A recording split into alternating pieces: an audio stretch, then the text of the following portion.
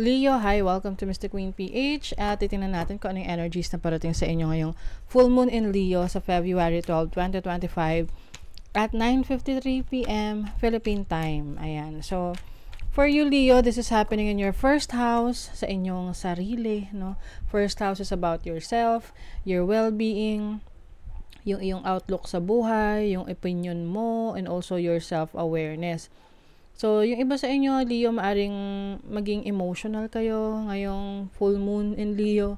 Maaring marami kang realizations about yourself, about your life, especially your relationship with other people. Kasi meron tong opposition sa 7th house, which is about your relationships, partnerships. So, pwede tong sa inyong romantic connection or someone na konektado sa inyo, like you have a very close relationship with, pwedeng sa best friend mo, sa family member, or even sa business partnership. Meron kasi tong challenging aspect. Actually, this is a T-square sa Uranus. Uranus is the planet of unexpected things na pwedeng mangyari sa buhay mo. Something na shocking, but actually, it will lead you to transformation, rebirth, new beginnings. So, this is happening in your 10th house. So, 10th house is your career, your reputation. So, maraming pwedeng mag-play out na energy for you dito. But this is something na maaring mabigla ka, maaring maguluhan ka, maaring maging conflicted ka. Okay? So, this can be your relationship with your boss, kung meron kang very close relationship with your boss, or sa business partner mo.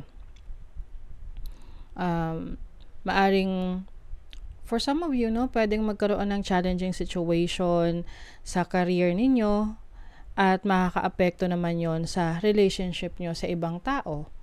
Let's say, for example, yung iba sa inyo, tinanggal sa trabaho. Siyempre, medyo sasama yung loob mo sa boss mo or kung sino man yung nagtanggal sa'yo sa trabaho.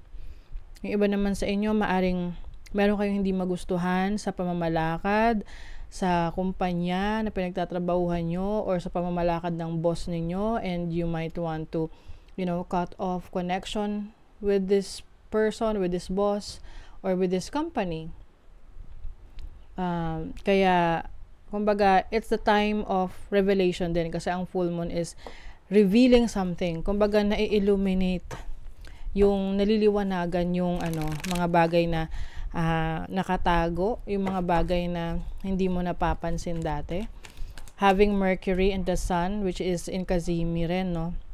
Ibig sabihin, mas powerful yung energy nito. So, some of you, maglalakas loob kayong makipag-communicate or makipag-usap sa isang tao na sa tingin nyo talaga ay kailangan nyo ng kausapin para mailabas nyo kung ano yung saloobin nyo sa taong to. Whether this is a romantic partner or ay kaibigan mo, as long as it's a close relationship sa'yo. Iba sa inyo, this is about a relationship, romantic relationship, no, with the lovers. The Justice card is also like clarity, no, kaliwanagan, learning things, no, maaring merong na-reveal sa'yo and you have to decide whether you want this person na magstay sa buhay mo or whether ipagpapatuloy mo pa ba yung connection mo sa taong yan. So, some of you, meron kayong major decision na gagawin in terms of relationship, in terms of partnership, diba? Judgment, may discernment. So, anything that is no longer serving you, you're letting that go, at ikikip mo yung mga bagay na alam mong mag-work pa para sa'yo. Grabe, super major happenings to for you, Leo. Let's see what else. Some of you makakaranas ng stress, no? Marami kayong iniisip, medyo may confusion at the same time, parang iniisip mo kung tama ba yung gagawin mo, makakabuti ba para sa'yo yun, is this the right time? So, something really major for you kasi 7th house tsaka 10th house, major houses yan or areas of your life na apektado no? So, pwede rin kasi rito na yung iba sa inyo mas nagfo-focus kayo sa career, tapos may karelasyon kayo, tapos hindi nyo nabibigyan ng attention yung karelasyon ninyo. So, somehow may nagsasuffer, no? Dito sa connection na to or dito sa situation na to. Or, mas nagfo-focus kayo sa relationship nyo, napapabayaan ninyo na yung trabaho nyo. So, for some of you, meron ditong realization na kailangan mong pumili. Kailangan mo nang i-let go yung alam mong hindi nakakatulong sa'yo or hindi na nagbibigay sa'yo ng peace of mind. 'Di ba? Halimbawa, meron kang toxic na karelasyon, tapos gusto lang niya lagi sa kanya attention mo, pero may iba ka pang responsibilidad, like yung trabaho mo. 'Di ba? So, hindi mo na maayos yung trabaho mo kasi nga lagi mo iniintindi yung toxic na person mo. Oh, 'di ba? You have the sun, okay? So Leo, don't worry kasi it's the universe is telling you na kayang-kaya mo tong malagpasan, no? Magkakaroon ka, you will gain clarity in this situation. You will know what's best for you. Ipapakita sa yung sign kung ano yung kailangan mong gawin. If you need to make a decision that will resonate for you or something that will improve your life for the better. Queen of Cups, you are also going to connect with your instinct, your intuition in making that decision. So, you will take action, definitely, Leo, the moment na ma-release mo na yung anything that is no longer serving you. Kailangan lang talaga dyan is open ka sa mga pagbabago. Let's see what else for Leo. Confidence is your key to success. O, diba? This makes sense kasi the sun is also about confidence.